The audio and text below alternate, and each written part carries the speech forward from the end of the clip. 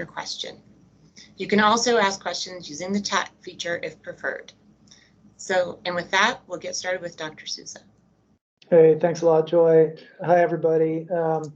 I will try to get through my comments here really briefly, so you all have time for questions. I want to start with a thank you to you. Thanks for helping us get the word out, get the information out. I really appreciate the work you do. We all do. And I don't know, in case you haven't heard thank you enough today, I wanted you to hear it from me. So here we are again, right? And we wanted to create an opportunity for some dialogue on what we're seeing, and then give you an opportunity to answer, or rather to ask questions. And I'll do my best on that here in just a minute. In terms of what's happening inside of our healthcare system, we are very busy. COVID is a significant part of that busyness. About 25% of our adult med-surg admissions and about 40% of our adult ICU admissions are COVID patients. Our positivity rates are extremely high. It's truly unlike anything we've seen in the pandemic so far. Specifically, amongst symptomatic people, positivity rates are in the 35 to 40% range, higher at some of our sites. The vast majority of people in the hospital with COVID are unvaccinated. We put that information on our website. That said, we are seeing a higher percentage of people in the hospital now who are vaccinated, at least partially. We're seeing very few vaccinated and boosted individuals. Our overall capacity for care changes on the daily and sometimes hour to hour. Our hospitalizations remain really high, but it's for a number of reasons, and perhaps we'll get into that. COVID patients are one part of this overall picture, and I'd point out that they remain the most volatile segment of our populations in terms of trying to predict what's going to happen in the short term.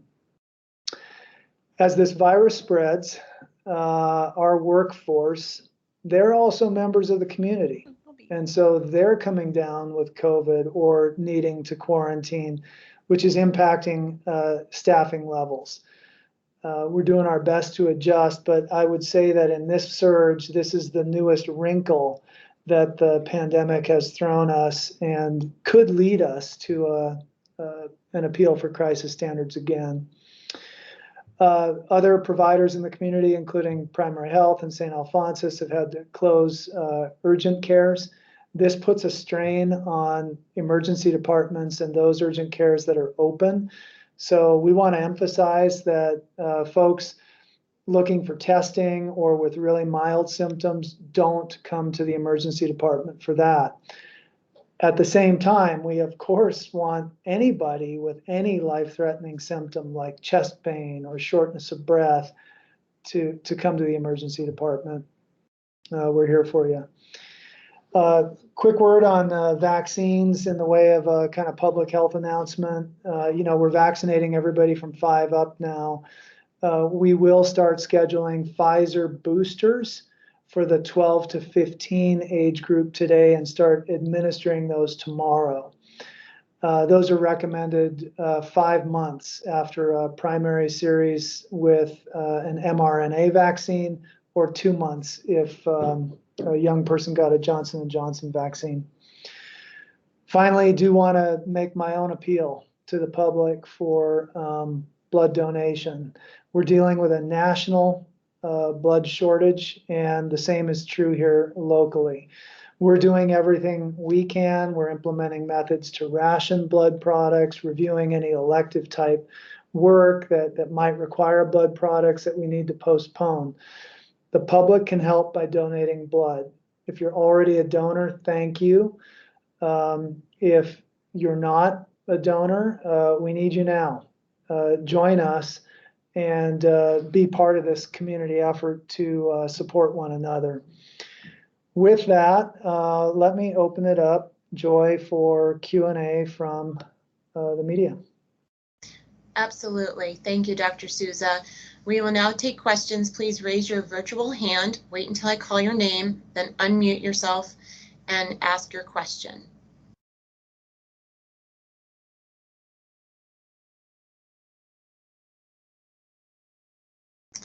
Jack Schemmel from KMVT, please go ahead with your question. Hi, Dr. Souza. I'm just wondering if you can provide any information on how the health system is seeing the Omicron variant. Is it having an impact on children? Are you seeing more children in the hospital right now? We are seeing more sick children. I'd point out, though, that is probably, well, almost certainly just a side effect of the huge number of acute pediatric cases of Omicron. So the virulence is lower, but the overall number of cases is so staggeringly high that, you know, I mean, you probably heard these in other forums. If it's half as virulent, it's not quite half as virulent, it's more like 40%, but it's more than twice as contagious. The numbers of hospitalizations are going to be the same. Yes, we are seeing more children with symptoms just because of those numbers. In kids, like in adults, we're seeing a heavier burden of sort of upper respiratory presentations, you know, so think, you know, nasal congestion, throat pain, loss of voice, and particularly in the littlest ones, right, who have the smallest airways. Because of that heavy involvement of the upper airway, we are seeing some more croup-like presentations with, you know, challenges with the upper airway in the little ones. And we're also seeing in children increasing presentations with vomiting and diarrhea as a presenting symptom of COVID. Thank you. Yes. Okay, thank you, Jack, and thank you, Dr. Souza. Danielle, please go ahead with your question. Hi, Dr. Souza. I'm Danielle Alsop from KTVB. I had two questions. First, I don't know if you can tell me how close we are to implementing crisis standards of care. And then my second question is, how many staff, or do you know how many staff you have out today, or the latest stats that you have on that? Sure. So how close are we to implementing crisis standards of care? We want to avoid it, obviously. We're not there yet. We're not the only provider, however, that's wrestling with capacity and making this decision. If you asked me what's going to happen, I would say it's more probable than not. Let me put it that way, that we would find ourselves back in crisis standards of care. And the reason I say that does have to do largely with staffing, but it's also beds. I mean, our hospitals have just been consistently busy since the spring of 2021.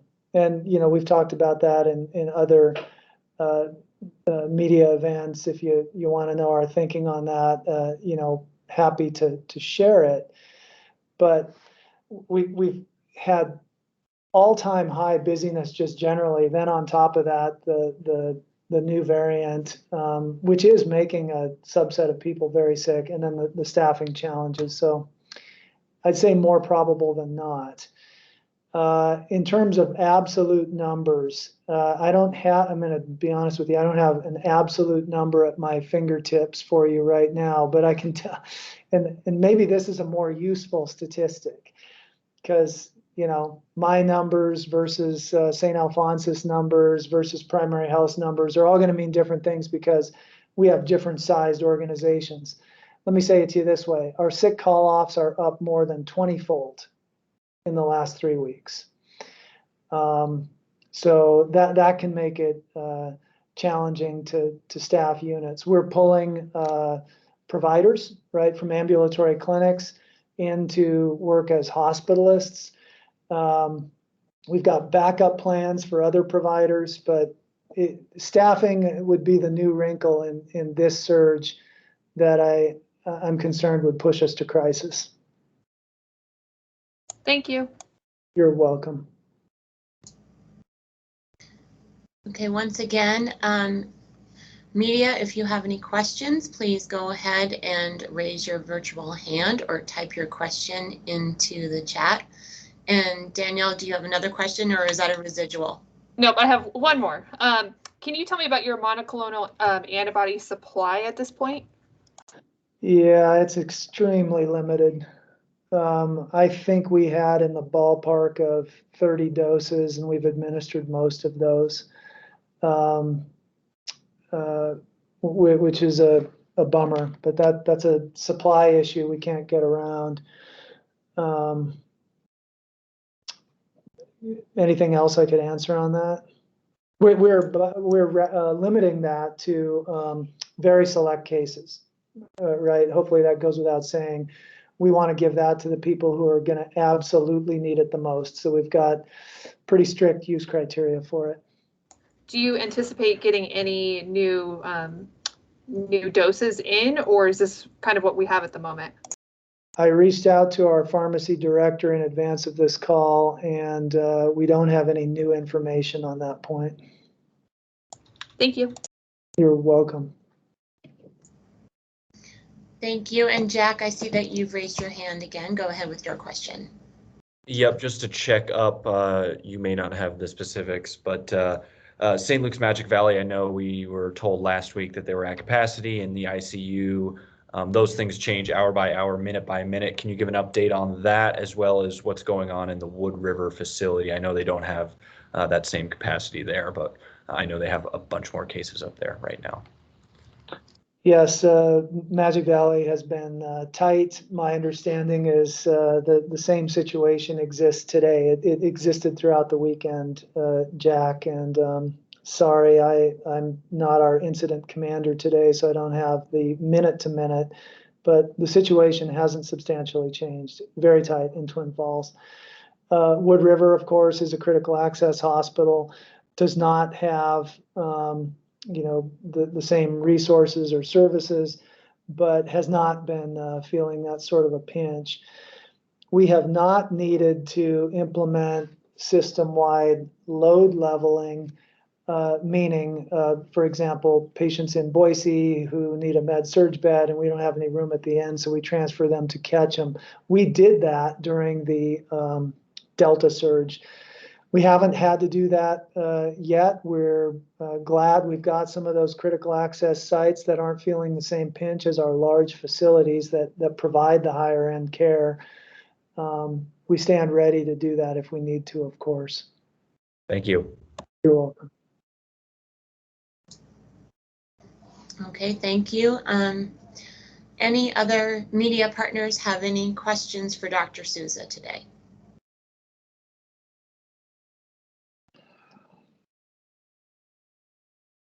Jack, I see you still have your hand up. Is that just residual, or do you have another question? Sorry, that was just residual. Okay, great. Well, Dr. Souza, I know that we're all sick of COVID. The public is all sick of COVID, of course. Do you have a message for the public about these times and the morale of our staff? Yeah, sure. I think the morale of the okay. I'm going to preface this with it's hard to speak for 16,000 people, with a single statement, but there definitely are patterns, Joy. I think fatigue is real. Just think about it. This is our fifth wave.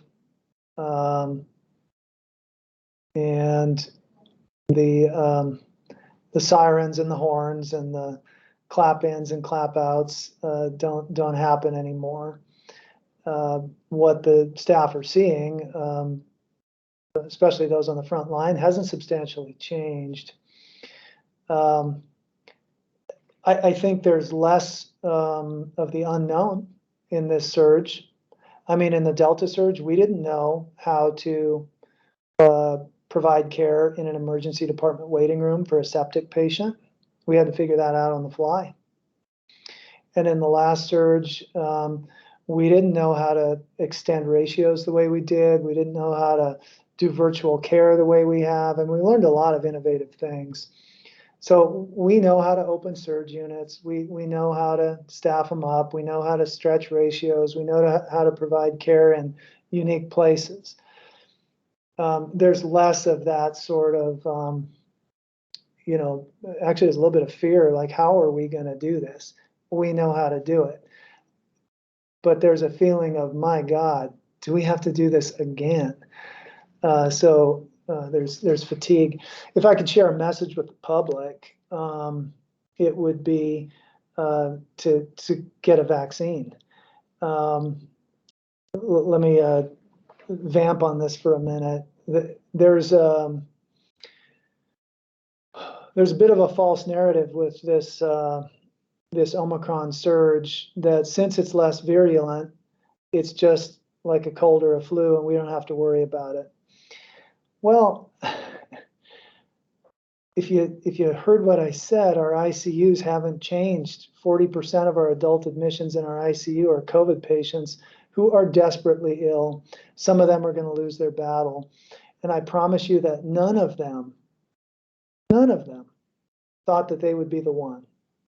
And yet here they are, the one.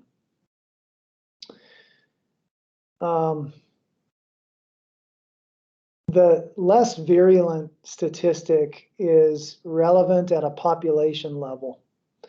What's going to happen to an individual is whatever's going to happen to that individual.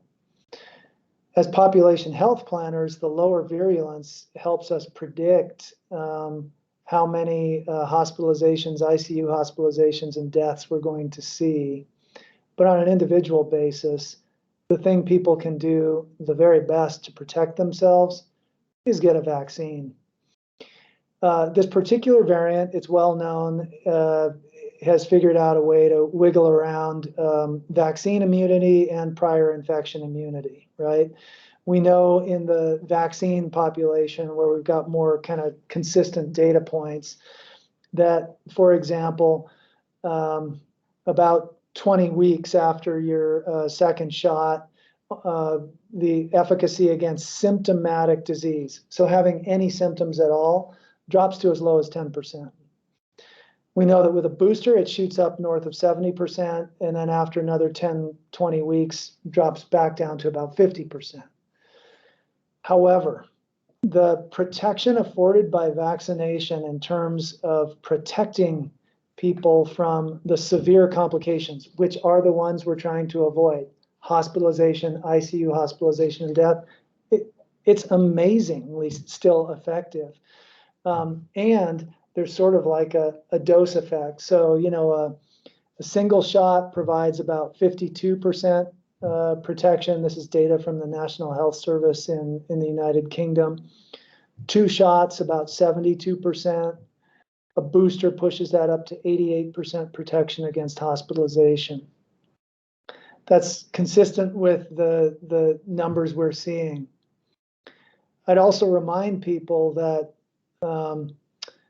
this notion of,